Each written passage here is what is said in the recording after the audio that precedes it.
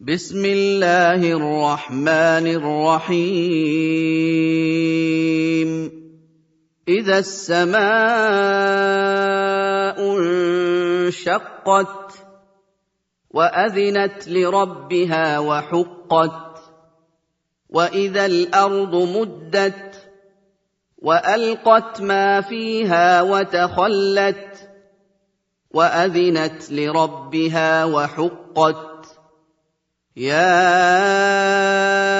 أيها الإنسان إنك كادح إلى ربك كدحا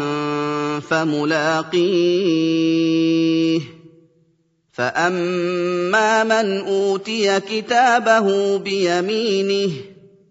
فسوف يحاسب حسابا يسيرا وينقلب إلى أهله مسرورا وأما من أوتي كتابه وراء ظهره فسوف يدعو ثبورا ويصلى سعيرا إنه كان في أهله مسرورا إنه ظن أن لن يحور بلى إن ربه كان به بصيرا فلا أقسم بالشفق والليل وما وسق والقمر إذا اتسق لتركبن طبقا عن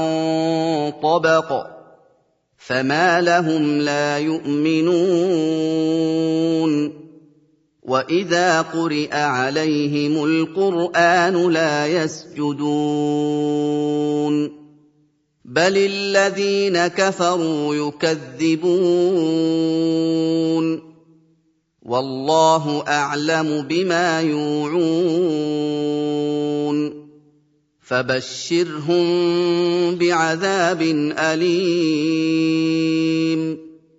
إلا الذين